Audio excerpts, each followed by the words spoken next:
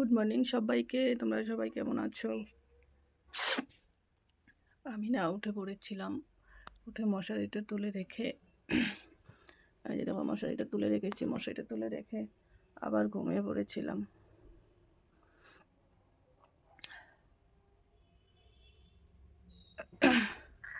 আবার শুরু হয়েছে কাকের মতো। কালকে অনেক রাত্রে ঘুমিয়েছিলাম, আজকে একটু বেলা হয়ে গেছে।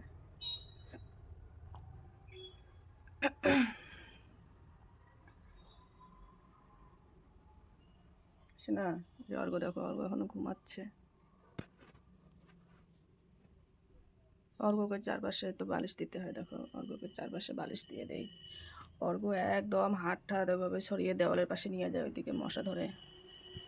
কেমন করে অর্ঘ ঘুমায়।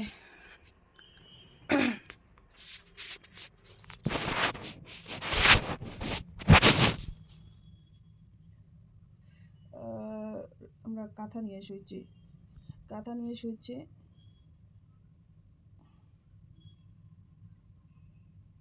আর ঠান্ডা লেগেছিল, ঠান্ডা বৃষ্টি বৃষ্টি পড়ে না, কোনো ফ্যান দেওয়া নেই, ঠান্ডা লেগেছিল, কাঁথা গায়ে দিছি।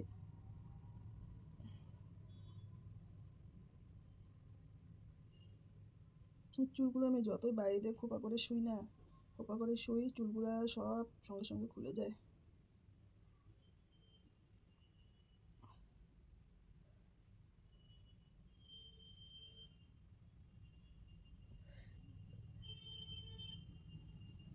তো চলো, আজকে শনিবার,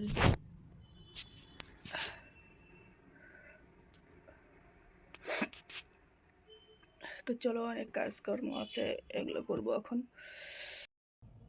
আর দেখো অর্ঘকে বলতাম, অর্ঘ তুমি এখন একটু ঝগড়ু ঝগড়ু হয়েছো কেন, এত দুষ্টুমি দুষ্টুমি হয়েছো কেন, আর কেমন যেন একটু হয়েছো। তুমি তো আগে খুব ভালো ছিলে, এক কথায় তোমাকে সবাই গুড বয় বলতো, এখনও গুড বয় বলে, কিন্তু এখন একটু কেমন হয়ে গেছে যেন, একটু ঝগড়া তো করে ভালোই।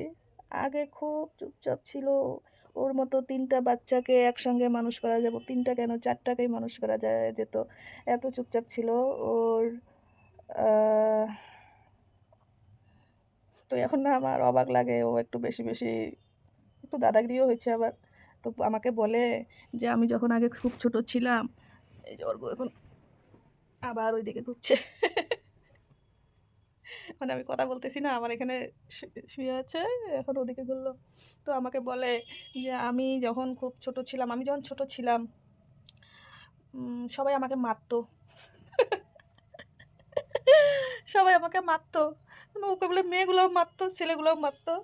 আর বাড়ি আসতো আর আমাকে বলতো, মা আজকে আমাকে ওই মেয়েটা মারছে, আজকে আমাকে ওই ছেলেটা মারছে, মেয়েগুলোর সাথেও পারতো না।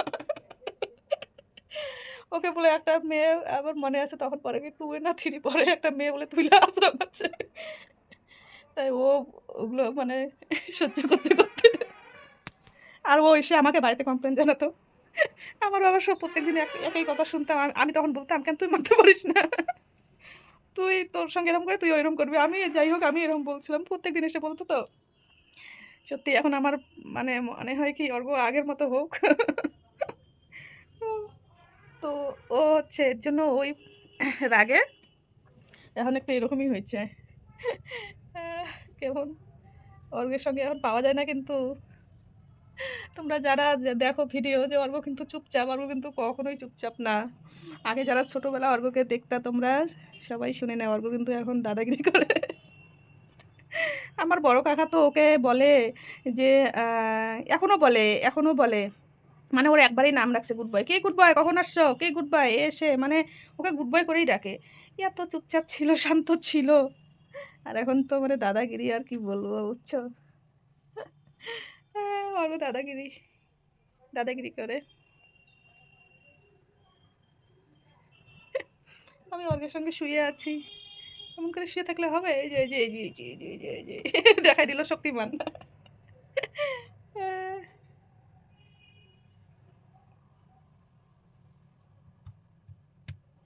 বাবা আসো। অর্ঘের আরও নাম আছে, আমরা আগে যে ভাড়া থাকতাম, অর্ঘ তখন 3-4 পড়ে, তখন ওখানে একটা অর্ঘের বোমা আছে, অর্ঘের নাম রেখেছিল ধ্রুব। তারপর অর্ঘের পাশের ঘরে একটা জেঠু আছে, ওইটা জেঠুটার নাম রেখেছিল শক্তিমান। ওরা খুব ভালোবাসতো অর্ঘকে। ভালোবাসতো মানে প্রচণ্ড ভালোবাসতো। তো চলো উঠে পড়ি, কাজ বাজ আছে। অর্গের সঙ্গে শুয়ে থাকলে হবে না, অর্গ তো চায় যে এভাবে শুয়ে থাকি। ওই যে দেখো দেখো, সুখের সুখ সুখ। দেখি সুখগুলো কোথায় অর্গের, ঘুমিয়ে থাকা সুখগুলো। বালিশ নিয়ে আমার এদিকে আসছে, মুখটা যেন দেখে না কেউ, ঘুমানো মুখটা। রাত্রে কি ঠান্ডা লেগেছিল? ওই যে কয়টা বালিশ লাগে এইদিকে, একে কতগুলো দিয়েই আমি চারপাশে সরিয়া, জানো? ওর যে কয়টা বালিশ লাগে ঘুমাইতে, ওকে সব ওইদিকে দেই, নাহলে কোন দিকে কি মানে মশা টশা ফেলে দেয়। তো চলো কাজ বাজ করি আজকে। তো চলো আমি তাড়াতাড়ি সব কাজকর্ম করে রুটি করলাম। তো সবজি রুটি করতে চেয়েছি, রাত্রে অর্ঘ্যকে বলেছি সবজি রুটি করব। তো অর্ঘ্য কিছু বলেনি, বলছে রুটি করো, কিন্তু সবজিটা অর্ঘ্যের পছন্দ না।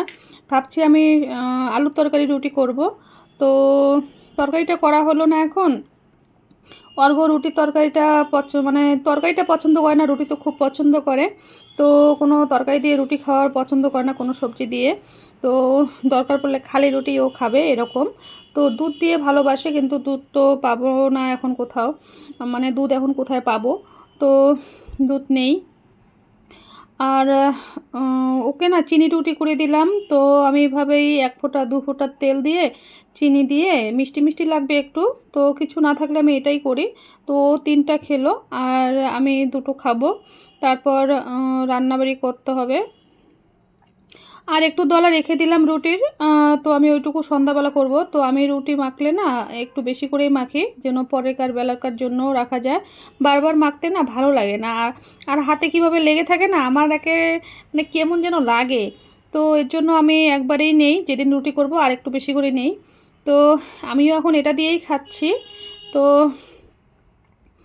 আর আমি এদিকে দেখো রান্না করছি, ডালটা করে তারপর আমি ভাত বসাবো। আর ডালটাই আগে করে নিচ্ছি।